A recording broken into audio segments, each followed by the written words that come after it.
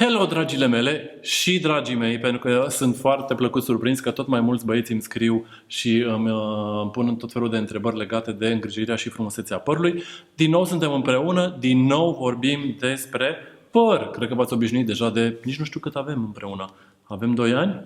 Laura, avem 2 ani? Încă nu, a? Cam când facem 2 ani? În toamnă. Un an jumate, na, fie.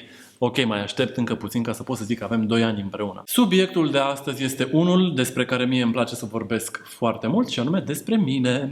Cred că am vreo 15 ani de când nu i-am făcut absolut nimica și m-am hotărât să trec prin tot felul de culori, doar așa ca să văd cum se simte o clientă atunci când începe un proces de decolorare și de schimbare a nuanțelor pe care le poartă.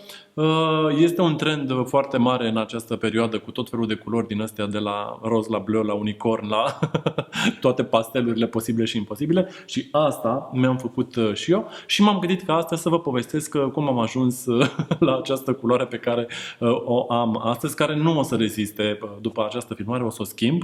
Încă nu știu ce o să fac, dar o voi schimba și o să vă povestesc oricum și despre schimbarea respectivă. Primul lucru pe care vreau să vi-l spun este că părul a fost decolorat. Nu puteți să obțineți culori de genul acesta fără să decolorați părul. Marele meu noroc este una la mână că știu cum se decolorează părul. Chiar dacă mă fac acasă. Dar să știți că nu m-am făcut acasă, m-am făcut la salon. Așa. Partea a doua este că părul meu era natural înainte să se întâmple decolorarea.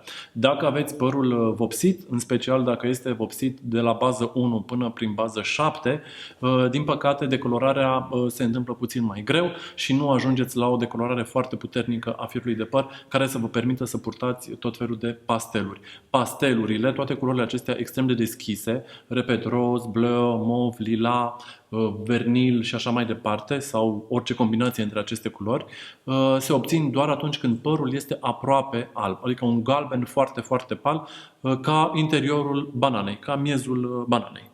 Cam asta înseamnă foarte bine decolorat. Orice are, nu știu, portocaliu, galben puternic și așa, nu prea are cum să accepte culori de genul acesta. Repet, aici vorbesc clar de zona de pasteluri, unde, dacă vreți, putem să introducem și griul foarte deschis. Vă spuneam așadar că am decolorat întâi, de fapt m-a decolorat colegul meu Daniel. Decolorarea a făcut-o cu un produs de la L'Oréal Professionnel, și anume acesta. Am folosit folii, am avut niște șuvițe mai groase, luate așa peste tot, că nu e chiar tot, nu știu dacă se vede, nu e chiar tot decolorat, am lăsat și părul meu natural. Am pus în folii ca să amplifice acțiunea de decolorare. Oxidantul folosit a fost de 6%, dar am stat mai mult decât recomandă producătorul, lucru pe care nu vă sfătuiesc neapărat să-l faceți, sau dacă îl faceți pe responsabilitatea voastră.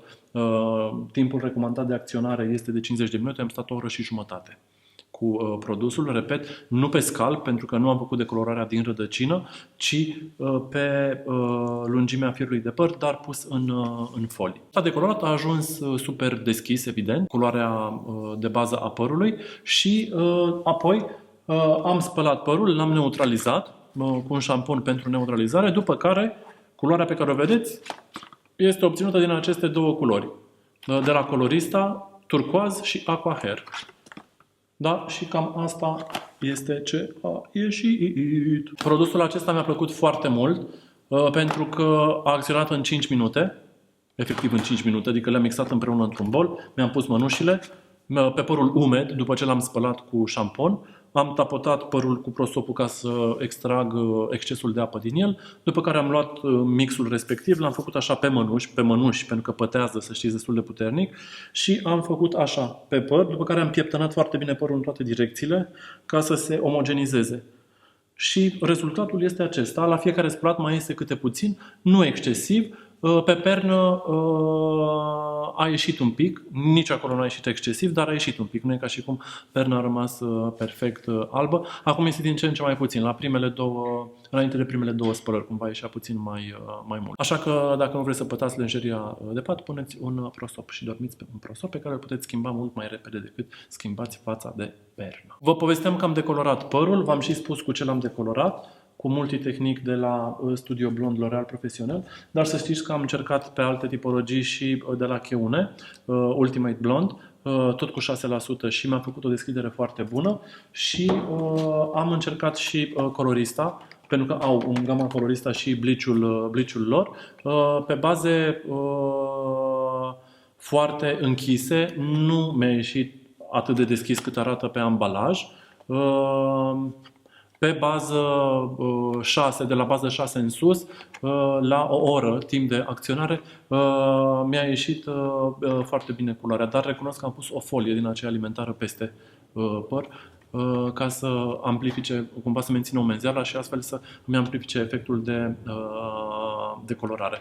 Dar produsul a funcționat foarte bine. Asta, dacă vreți să vă faceți acasă, știu că sunteți pasionate de făcut pe acasă, eu nu sunt fan, vă spuneam, și totuși sunt soluții. Deci asta este o variantă destul de bună, mi-a plăcut foarte mult și nu uitați, aveți o grămadă de culori de genul acesta pe care le puteți folosi. Ele nu se mai spală după, adică după ce le-ai aplicat pe păr nu trebuie să speli din nou părul cu șampon, doar îl clătești foarte bine cu apă. Da? La colorista nu e nevoie să mai speli părul cu șampon după ce dai culoarea jos. Și de asemenea vreau să vă spun că au un șampon special, tot în gama Colorista, care te ajută să scoată mai repede culoarea din firul de păr dacă dorești să faci schimbări mai rapide sau dacă vrei să rămâi la blondul pe care l-aveai înainte. E un șampon, nu l-am la mine, din păcate l-am uitat acasă, efectiv un șampon pe care îl puteți aplica și să vă spălați cu el, tocmai dacă vreți să reduceți timpul de viață al culorii pe care ați aplicat-o pe păr. Ce am observat la el este că usucă un pic pielea capului, deci dacă apar, nu știu, câteva coștițe sau așa, să nu vă îngrijorați, el ajută faptului că șamponul este foarte concentrat și scoate din culoarea pe care voi ați aplicat-o pe păr. Acestea fiind spuse, așa se ajunge la tot felul de culori de genul acesta. Procedura a fost foarte amuzantă, adică chiar m-am distrat cu culorile pe care le-am avut și am avut și roz, și aqua, și turcoaz, și verde. Acum această culoare care e o combinație între două pe care le mai aveam pe acolo, și mov. Chiar este foarte amuzant. Dacă faceți lucrul acesta, aveți grijă și la îngrijirea firului de păr, pentru că totuși îl sensibilizați cu decolorare. Dragile și dragii mei, până data viitoare, puteți să-mi scrieți aici pe YouTube, pe Instagram sau pe Facebook. Cu mare drag vă răspund, evident dacă știu, la întrebările pe care mi le adresați. Aveți grijă de părul vostru!